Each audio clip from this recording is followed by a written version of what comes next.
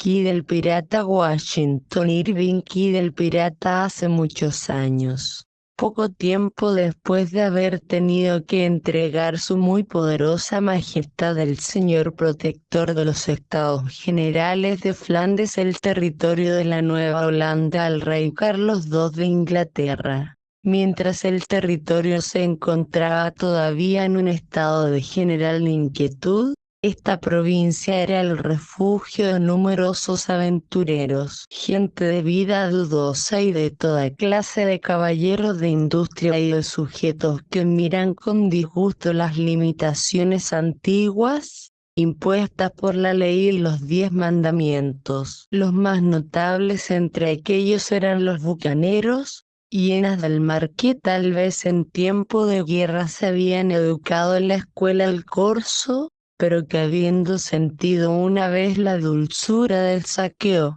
habían conservado para siempre la inclinación por ello. Hay muy poca distancia entre el marino que hace el corso y el pirata. Ambos luchan por amor del saqueo, solo que el último es el más bravo, pues afronta al enemigo y al ahorca sea como quiera, en cualquier escuela que se hubieran educado. Los bucaneros que rondaban por las colonias inglesas eran gentes audaces que aún en tiempos de paz causaban enormes perjuicios a las colonias y a los barcos mercantes españoles. Todo contribuía a convertir aquella región en el punto de cita de los piratas, donde podían vender el botín y concertar nuevas maldades. El fácil acceso de la bahía de Manatues, el gran número de abras de sus costas y la poca vigilancia que ejercía un gobierno apenas organizado. En pleno día se podía ver por las calles de la pequeña ciudad a estos desesperados, renegados de todos los climas y de todos los países de la tierra, tropezando con los tranquilos migneers, vendiendo su extraño botín por la mitad, un cuarto del precio a los inteligentes comerciantes, para gastarlo después en las tabernas, bebiendo, jugando, cantando, jurando, gritando y escandalizando a la vecindad con peleas de medianoche y diversiones de rufianes, mientras trajeron con ellos ricos y variados cargamentos, todo el lujo de los trópicos y el suntuoso botín de las provincias españolas, vendiéndolo con la despreocupación característica de todos los filibusteros.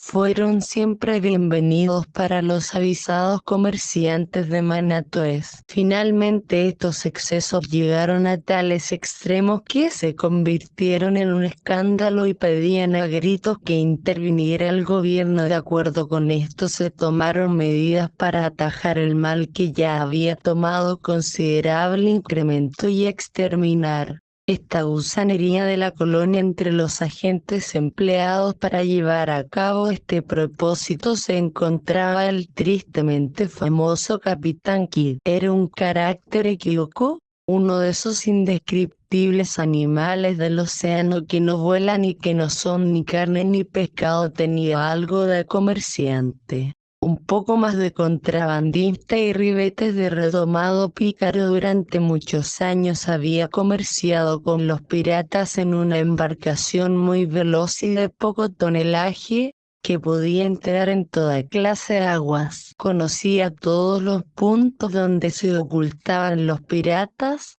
se encontraba siempre efectuando un viaje misterioso, tan ocupado como polluelos en una tormenta. Este obscuro personaje fue elegido por el gobierno para dar caza a los piratas, de acuerdo con el viejo proverbio según el cual lo mejor para deshacerse de un perro es echarle otro. Kidd salió de Nueva York en 1695, en un barco llamado la Galera de la Ventura, bien armado y debidamente provisto de su patente de corso. Al llegar a uno de sus numerosos refugios, estableció nuevas condiciones para su tripulación. Incorporó a algunos de sus viejos camaradas, gente de armas tomar, y se dirigió al oriente. En lugar de perseguir a los piratas, se dirigió a la isla de Madera, Bonavista y Madagascar, llegando hasta la entrada del Mar Rojo. Aquí,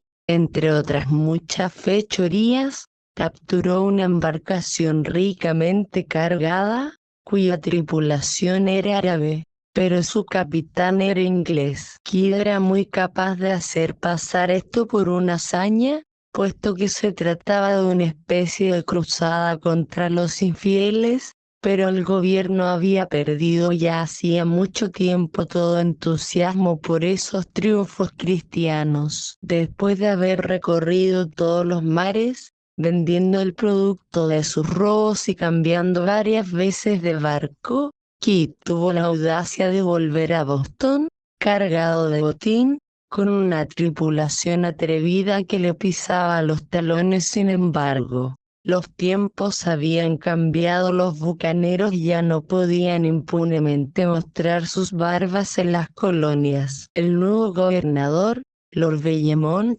se había distinguido por su celo en extirparlos. Tenía mayor razón en estar enojado con Kidd por haber contribuido al nombramiento de este para que persiguiera a los piratas. En cuanto apareció en Boston, se dio la alarma y se tomaron medidas para arrestarlo. Sin embargo, el carácter audaz de Kidd y los esfuerzos desesperados de los compañeros, que le seguían como perros de presa, condujeron a que el arresto no fuera inmediato. Se dice que se aprovechó de este tiempo para enterrar gran parte de sus tesoros, y se paseaba después con la cabeza alta por las calles de Boston. Cuando se le arrestó intentó defenderse, pero fue desarmado y llevado a la prisión junto con sus compañeros. Era tan formidable la fama de estos piratas y su tripulación, que se creyó aconsejable despachar una fragata para llevar a él y sus compañeros a Inglaterra. En vano se hicieron esfuerzos para arrancarle de las manos de la justicia. Él y sus compañeros fueron juzgados,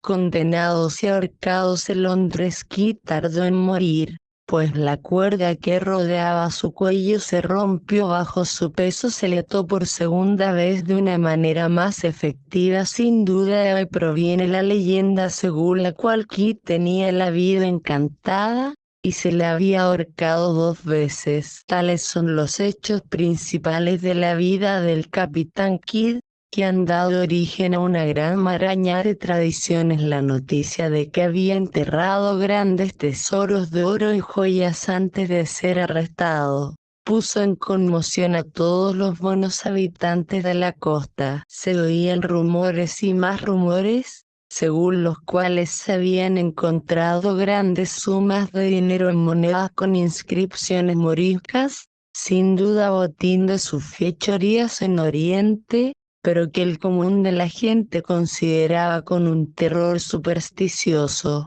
tomando las letras árabes por caracteres diabólicos o mágicos. Algunos decían que el tesoro había sido enterrado en varios lugares solitarios y deshabitados cerca de Plymouth y el Cabo Cod, pero gradualmente se empezó a citar otros lugares del país, no solo en la costa oriental, sino también a lo largo del brazo de mar, llegando a tejer una leyenda áurea referente a Manhattan y Long Island. De hecho, las rigurosas medidas de Lord Bellomont produjeron una repentina zozobra entre los bucaneros que se encontraban en aquel momento repartidos por toda la provincia. Ocultaron su dinero y sus joyas en lugares apartados, a lo largo de las costas deshabitadas de los ríos y del mar, dispersándose ellos mismos por todo el territorio. La acción de la justicia impidió que muchos de ellos volvieran alguna vez a desenterrar lo que habían ocultado.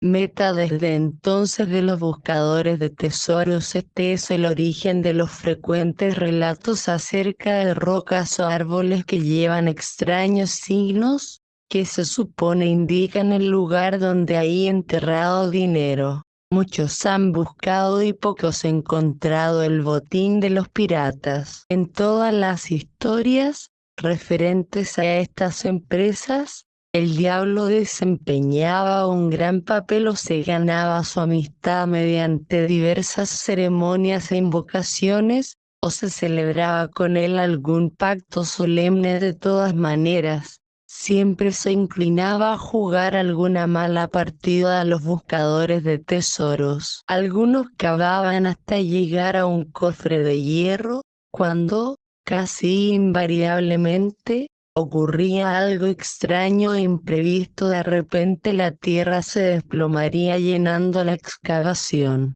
o los buscadores de tesoros huirían aterrorizados ante algún extraño ruido de alguna aparición. Algunas veces aparecía el mismo diablo, para llevarse el botín que parecía estar finalmente al alcance de los buscadores, que, sin embargo, al día siguiente no encontrarían el menor rastro de sus trabajos de la noche anterior. No obstante, todos estos rumores eran extremadamente vagos y excitaban mi curiosidad sin satisfacerla. Nada hay en este mundo tan difícil de alcanzar como la verdad, y no hay nada en el mundo que me interese fuera de ella. Entre los viejos habitantes de la provincia, eran particularmente las viejas holandesas de la misma mi fuente favorita de información auténtica. Era el fin del verano, cuando me encontraba descansando de la fatiga mental producida por algunos intensos estudios, dedicado a la pesca en uno de aquellos ríos que habían sido el lugar predilecto de mi juventud, en compañía de varios notables burgueses de mi ciudad natal, entre los cuales había más de un ilustre miembro de esa corporación, cuyo nombre, si yo me atreviera a citarlo, honraría estas pobres páginas. Pero aunque me enorgullezco de saber más que ninguna otra persona acerca del folclore de mi provincia natal, durante mucho tiempo mis investigaciones no condujeron a ningún resultado substancial. Finalmente, ocurrió que un día el azar me deparó un interesante hallazgo. Nuestro deporte no será indiferente. Los peces estaban empeñados por lo visto en no morder el anzuelo, y aunque cambiamos varias veces de lugar, no tuvimos mejor suerte. Al fin anclamos cerca de una fila de rocas,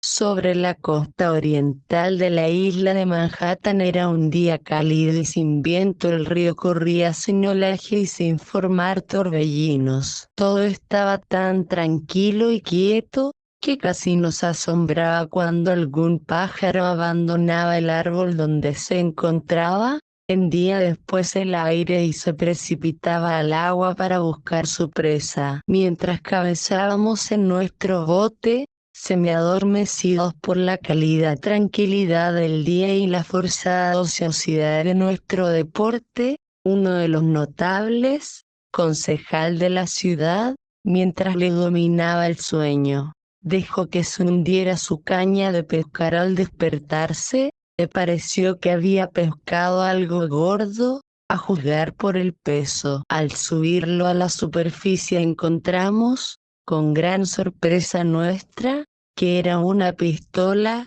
de modelo muy extraño y curioso, que por la herrumbre que la cubría y por estar carcomida la culata y cubierta de conchas, debía encontrarse en el agua desde hacía mucho tiempo. La inesperada aparición de aquel instrumento de lucha fue motivo de amplias especulaciones entre mis pacíficos compañeros. Uno supuso que había caído al agua durante la Guerra de la Independencia, otro, de la forma peculiar del arma, dedujo que provenía de los primeros viajeros que visitaron la colonia, tal vez el famoso Adrian Block, que exploró el brazo de mar y descubrió la isla que lleva su nombre, tan famosa ahora por sus quesos. Pero un tercero, después de observarla durante algún tiempo, afirmó que era de origen español.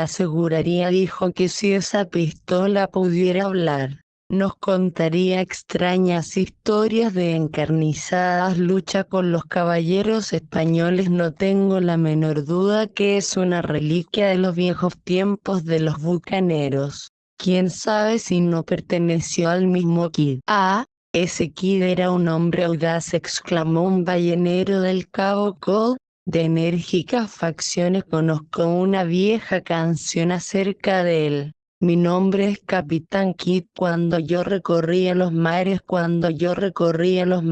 y sigue refiriendo cómo ganó el favor del diablo enterrando la Biblia. Tenía la Biblia en la mano, cuando yo recorría los mares, y la enterró en la arena. Cuando yo recorría los mares. A propósito, recuerdo una historia de un hombre que una vez desenterró un tesoro del Capitán Kidd. La escribió un vecino mío y yo la aprendí de memoria. Como los peces no pican, se la contaré a ustedes ahora, para pasar el tiempo, y diciendo esto nos relató la siguiente historia.